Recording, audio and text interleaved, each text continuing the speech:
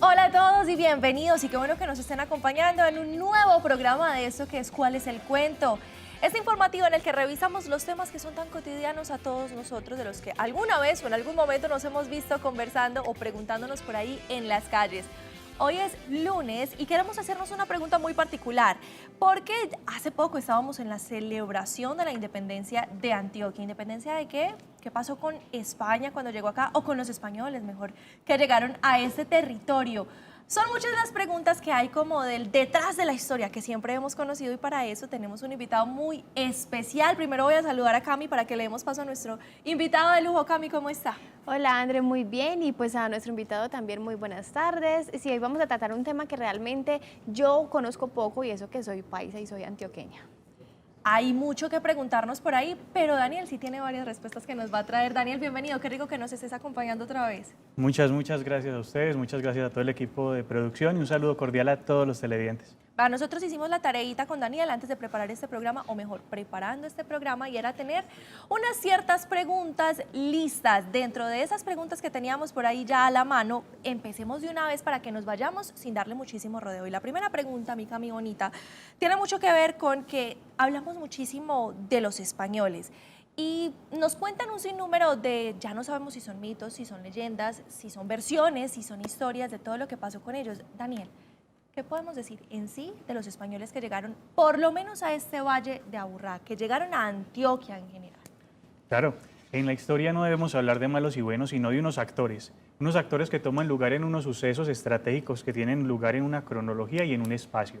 Entonces, cuando vamos a las montañas y miramos esa historia, entendemos esos ancestros hispánicos que nos dejan ese gran legado. De los españoles tenemos nuestros apellidos, nuestra cultura, parte de nuestra forma de ser. Usamos prendas de vestir, saludamos de mano, comemos con cubiertos y hablamos castellano. Es importante entender el rol de todos esos actores en nuestra historia, identificarlos y saber qué aportaron, porque tenemos un ancestro nativo, un ancestro afro y un ancestro español. De ellos, Daniel, usted nos los decía muchísimo. Mire todo lo que nos trajeron, y acá lo está diciendo, qué idioma estamos hablando.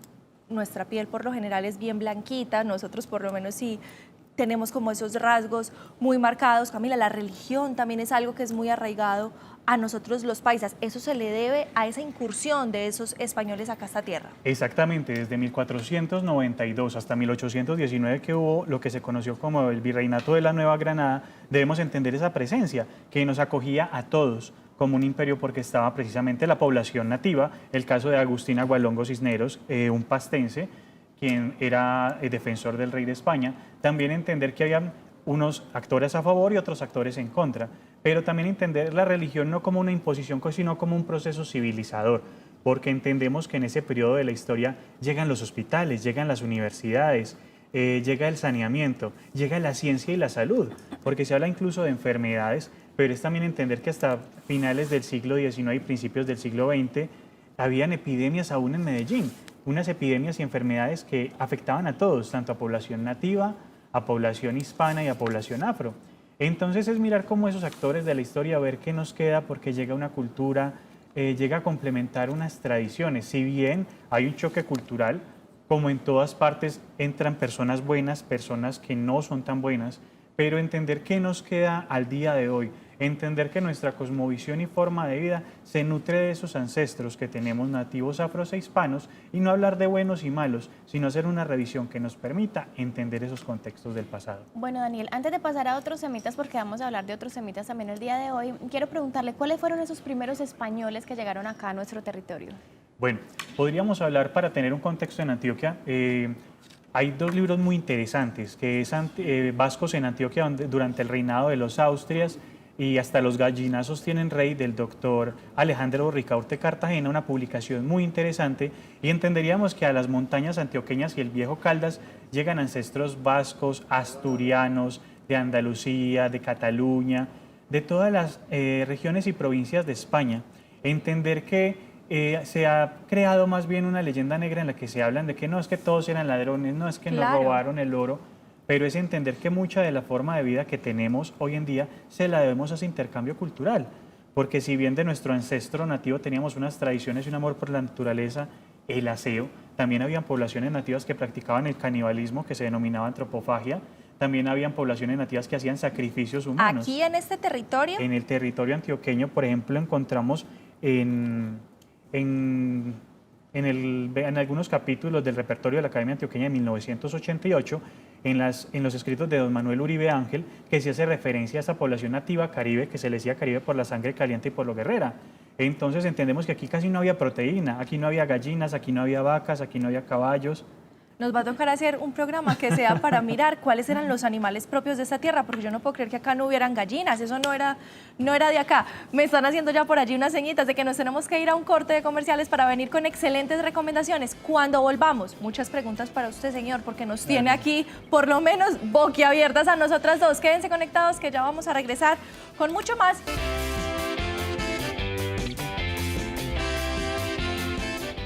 Estamos de regreso y tal y como se los habíamos prometido con excelentes recomendaciones, y esta vez tiene que ver con eventos culturales que nos tienen hablando en la ciudad de Medellín. Nos acompaña en este momento Gisela Civic. Dice, qué rico tenerte por acá, ¿cómo estás? Muy bien, chicas, y ustedes, qué Hola, rico muy verlas bien. otra vez, y pues sí, muchas gracias por la invitación. Como Visión es nuestra casa, así que me siento feliz de poder contarle a la gente lo que vamos a hacer esta semana y lo que viene el mes que viene, y que estamos cumpliendo 25 años con Prolírica, así que los invitamos a todos a que nos acompañen en esta temporada internacional de ópera y zarzuela. Yo sé que- Empecemos en orden, sí, Exacto, señora. a mucha gente le interesa el tema de la zarzuela, pero yo creo que a mí me lo han explicado 1000 veces. Sí. Pero igual explícale a la gente qué es zarzuela. Pues la zarzuela se deriva de lo que viene a ser todo este género lírico que empezó como en 1500, 1600 en Italia, después empezó a regar por toda Europa y se cantaba de principio a fin, se le ponía música a las obras clásicas de la literatura griega, y luego empezaron a ponerle música a otro tipo de obras, fue avanzando el tema musical. Cuando llega a España, quieren copiar un poquito la manera de componer de Italia, pero dicen no, los españoles, como nuestro amigo antes estuvo acá sentadito, y sabemos que España pues tenía muy fuertes sus costumbres, sus tradiciones, sus bailes, todas sus danzas típicas, y también su idiosincrasia, la manera de contar las historias, cómo era el drama o cómo era la comedia. Claro. Entonces ellos dijeron, no podemos seguir con la manera tan italiana, tenemos que hacer más lo que nos identifica, y llegaron a la zarzuela. Esta zarzuela se canta y se habla y se baila, y hay parte cómica y hay parte dramática, y bueno, es una maravilla. Lo que la opereta, por ejemplo, en Viena sobre todo, y lo que tenía que ver con el Imperio Austrohúngaro, es la comedia musical del siglo XIX, que también es muy chispeante, y vamos a presentar opereta el mes que viene, La Viuda Alegre. La zarzuela es casi como si fuera la opereta, pero a la española. ¿Tiene algo que ver la comedia por ahí? O sea, ¿el género marca si es opereta, si es ópera, si es zarzuela? ¿O qué tiene que ver el género cuando estamos hablando de esta expresión artística? Claro, Andrea, tiene que ver porque, por ejemplo, si estamos hablando de ópera seria, ahí la comedia no tiene cabida. Estamos hablando de drama, de tragedia incluso. Generalmente en la ópera hay muchos muertos. Por ejemplo, Verdi le gustaba traer libros de Shakespeare, entonces teníamos esa cantidad de muertes, Gounod con Romeo y Julieta, o sea, que se mueren ellos dos. Entonces esa es la ópera seria. Pero si vamos a hablar de la ópera bufa, que por ejemplo en Italia hay un gran movimiento con Rossini, después también tenemos en Francia, es ópera cómica. Si nos vamos a la zarzuela y a la opereta, definitivamente la comedia entra perfectamente en este género, por lo que les decía, que se canta, se actúa, es decir, hay que hablar, y también se tienen los momentos de danza, y ese toque picaresco es fundamental para que sea zarzuela u opereta, porque es lo que llama la atención, y casualmente aquí en Medellín gusta muchísimo tanto la zarzuela como la opereta, y es lo que vamos a presentar esta semana y el mes que viene. Y se vienen con Gisela, antologías. ¿sí, en señora? Antología de la Zarzuela van a hacer un recorrido por diferentes regiones de España.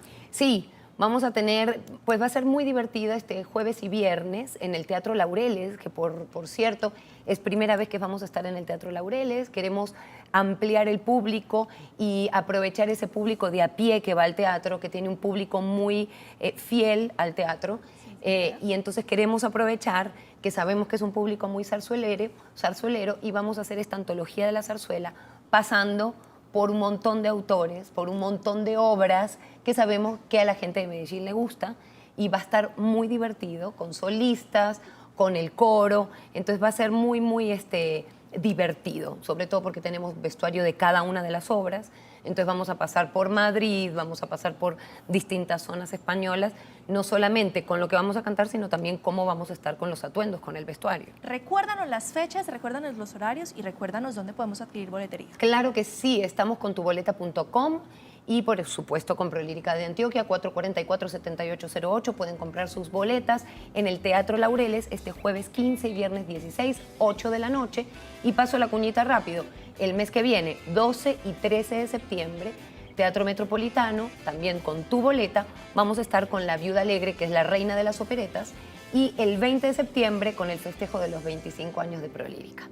25 años. Dice muchísimas gracias y felicitaciones. No, Vea qué tan chévere es todo ese tiempo. Por favor, muchas gracias, chicas, por este espacio. Espero el mes que viene traerles algún artista bien papacito que Lo por ahí esperamos. sé que viene. Muchas gracias. Esperamos que sí. Cuando regresemos, Cami nos tienen información muy especial de algo que está sucediendo aquí en Antioquia, un nuevo descubrimiento vegetal. ¿De qué se tratará eso? Nos vamos a ver después de comerciales. Ya regresamos. Participa en el Clásico Infantil de Ciclismo Periódico El Mundo. Inscripciones en www.elmundo.com o al WhatsApp 314-811-4556. Periódico El Mundo.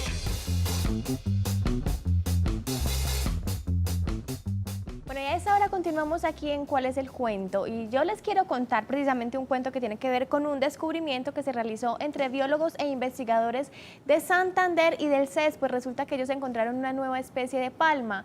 Ya van a ver ustedes la imagen de esa nueva especie de palma y vamos a escuchar más adelante las características. Es una palma que, pues tristemente, está en peligro.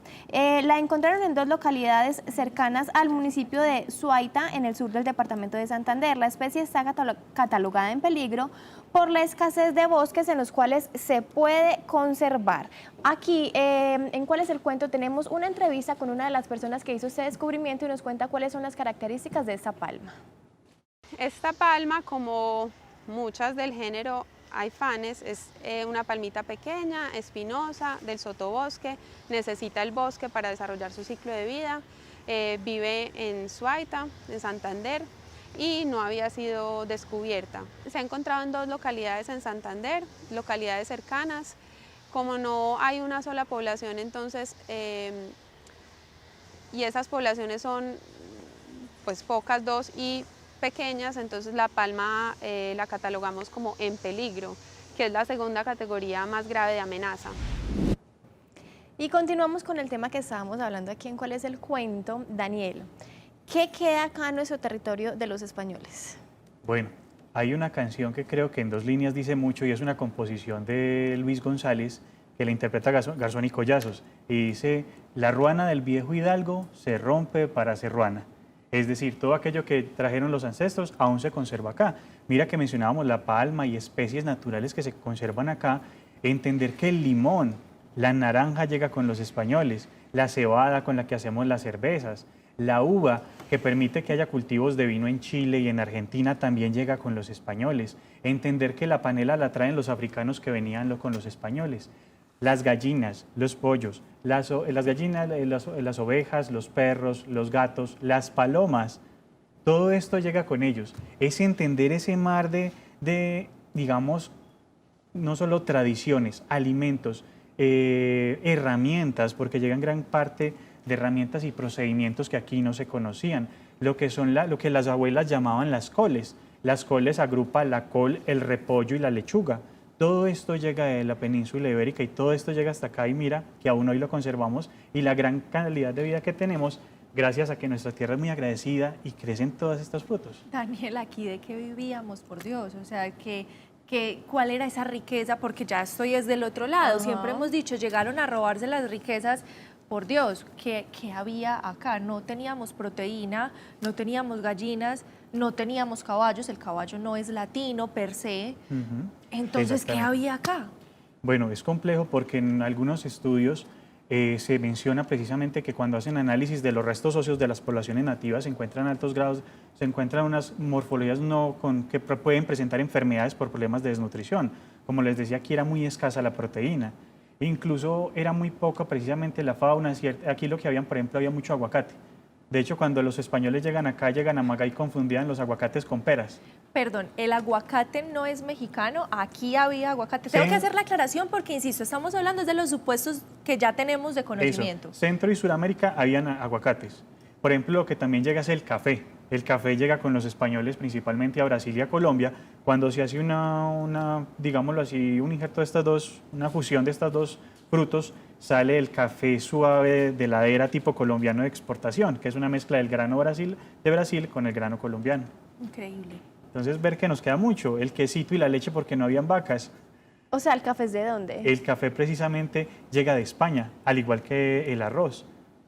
Entonces, voy a incursionar. Ahí incluso había escuchado que el café era de los sectores árabes, que los traían, habían incursionado más bien por monjes árabes. No sé hasta qué punto será eso por ahí cierto, o tendremos conocimiento o habremos escuchado de eso. Bueno, debemos entender que la península ibérica, es decir, donde está hoy España y Portugal, era un punto de encuentro de muchas culturas y de muchos comerciantes, entonces puede llegar de muchas partes. Claro. A nosotros, de hecho, nos llega de España, ¿cierto? Pero entender, como mencionas, que el café precisamente y los limones, incluso hay narrativas que mencionan que después de las cruzadas es que llegan con los limones hasta España, y ver cómo ese viaje llega hasta acá, o la aclimatación, porque la caña de azúcar es originaria de África, pero sí tiene que hacer una aclimatación en España para poder luego que pegue aquí en América.